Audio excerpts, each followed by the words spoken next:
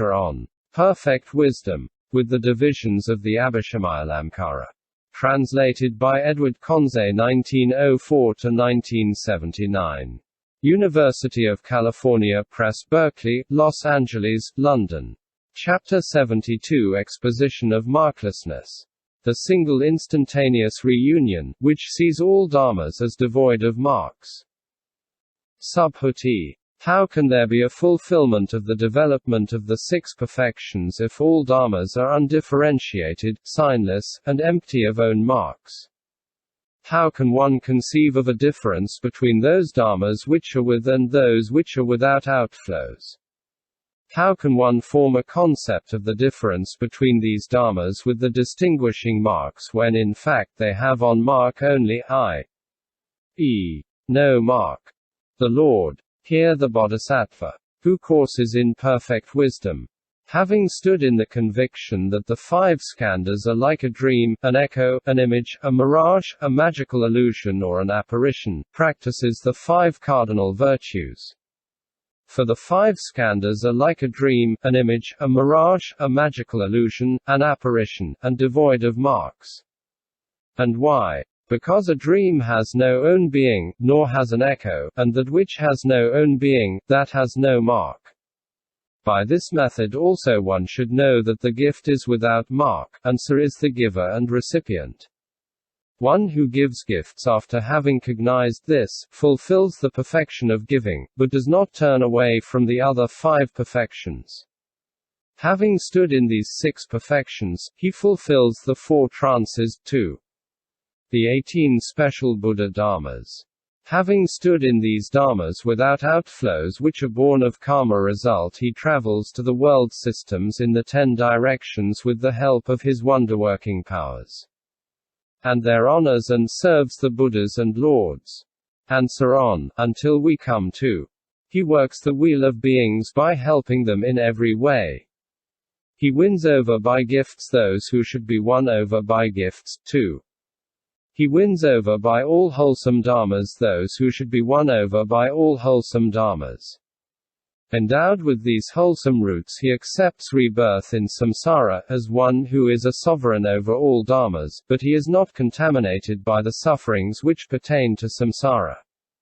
For the sake of beings he accepts rebirth in the relatively prosperous condition of gods and men, and that enables him to win over beings. He cognizes all dharmas as without marks, and also cognizes the fruit of a streamwinner, but does not take his stand on it. And so on up to the enlightenment of a Pratyeka Buddha. And why? Because when he has cognized all dharmas, he should reach the knowledge of all modes which is not shared by any of the disciples and Pratyeka Buddhas. It is thus that the bodhisattva, having cognized all dharmas as without marks, cognizes the six perfections, too. All Buddha dharmas as without marks. Moreover, the bodhisattva, cursing in perfect wisdom, having stood in the conviction that the five grasping skandhas are like a dream, too. Like an apparition, fulfills the perfection of morality. Having cognized the five grasping skandhas as like a dream, too. Like an apparition, he fulfills the markless perfection of morality, which is unimpaired, flawless, unspotted, pure, untarnished, which sets free from the slavery of craving, which has been lauded by the wise, which one has well taken upon oneself, and which is holy, without outflows, included within the path and supramundane. Having stood therein he guards the morality which consists in the verbal intimation that one has undertaken to observe the moral precepts, which is acquired in the nature of things. Which is due to restraint, which is announced, which is habitual, and which is non-habitual. Endowed with these kinds of morality he does not misconstrue the situation by thinking, through this practice of morality I shall be reborn in good warrior families, or in good Brahmin families, or in the families of wealthy householders, or as a universal monarch, or as the commander of a fort, or among the gods. Or, alternatively, I shall win the fruit of a streamwinner, too.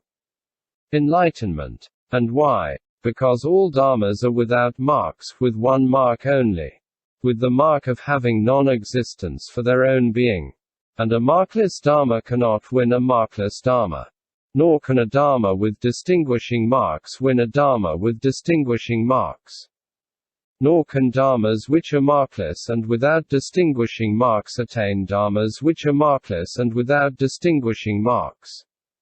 It is thus that the bodhisattva, coursing in perfect wisdom, fulfills the markless perfection of morality and then enters on the bodhisattva's way of certain salvation. Thereafter he acquires the patience acceptance of dharmas which fail to be produced. He courses in the knowledge of the modes of the path. Acquires the 5 superknowledges which are born of karma result. Establishes himself in the 500 dharanis doors and the 500 concentration doors, and acquires the 4 analytical knowledges. Thereafter he passes on from Buddha field to Buddha field, honors the Buddhas and Lords, matures beings and acquires a Buddha field for himself. He wanders about in the world of birth and death with its 5 places of rebirth, but he is not contaminated by the karma which is bound up with the world of birth and death or by its results. Just as a magical creation walks about, stands, sits, and lies down, though its coming is not observed as a real fact nor its going, nor its standing, sitting, or lying down, just so he works the wheel of beings, but does not apprehend a being or the concept of a being. Just as the Tathagata who has won full enlightenment, after he has known full enlightenment, has turned the wheel of Dharma and led countless beings to nirvana through the 2 vehicles, does not apprehend any bodhisattva whom he might have predicted to the supreme enlightenment. Having let go the factors which make for a long life, he has entered nirvana which leaves nothing behind after he has conjured up a magical creation. And that magical creation, after he has predicted the enlightenment of that bodhisattva after an eon has elapsed, wins final nirvana through the supreme enlightenment. But one cannot apprehend any entity in him who has won final nirvana, i.e. none of the skandhas. It is thus that the bodhisattva works the wheel of beings, although he does not apprehend a being or the concept of a being. In this way the bodhisattva, who courses in perfect wisdom, fulfills the perfection of morality, and in its fulfillment all dharmas are contained. Moreover the bodhisattva, who courses in perfect wisdom, having stood in the conviction that the 5 grasping skandhas are like a dream, too, are apparitions, fulfills the markless perfection of patience. And how does the bodhisattva, having stood in markless dharmas, fulfill the perfection of patience? Here he fulfills the perfection of patience by way of 2 kinds of patience. Which 2? The patience which means toleration and the patience which can look through to dharmas. What, then, is the patience which means toleration? During the entire time which elapses between his first thought of enlightenment and his being seated on the terrace of enlightenment, even through all beings should again and again revile and abuse him, and should use towards him mendacious and harsh words, or would give him blows with clods, sticks, or swords. The bodhisattva, who desires to fulfill the perfection of patience, should not produce even one single thought associated with rage or ill will. And with regard to these beings he should intensely reflect that they are surely afflicted with the defilements and that he should produce towards them a thought which contains no evil. And he should think that when I have taken hold of these skandhas I have taken hold of what are deadly enemies. When, as he thus reflects, he becomes full of friendliness and compassion, then one speaks of the patience which means toleration. And what is the patience which can look through to dharmas? It consists in that he does not apprehend even those beings in the ultimate sense, and so he asks himself, who abuses or reviles me, who uses towards me mendacious or harsh words, or who gives me blows with clods, sticks, or swords?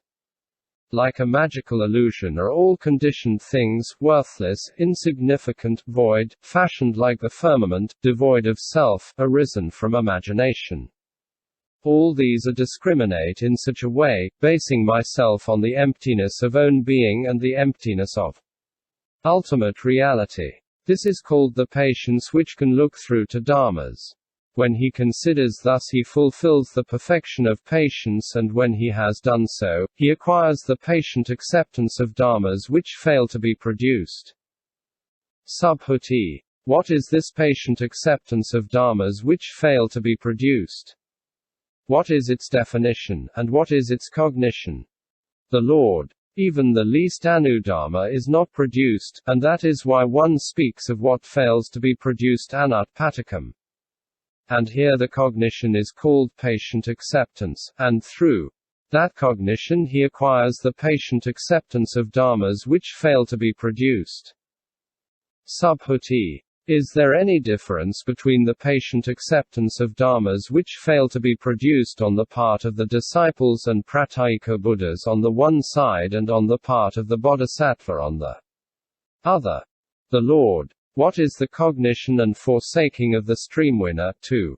The pratyeka Buddha, that is part of the patience of the bodhisattva.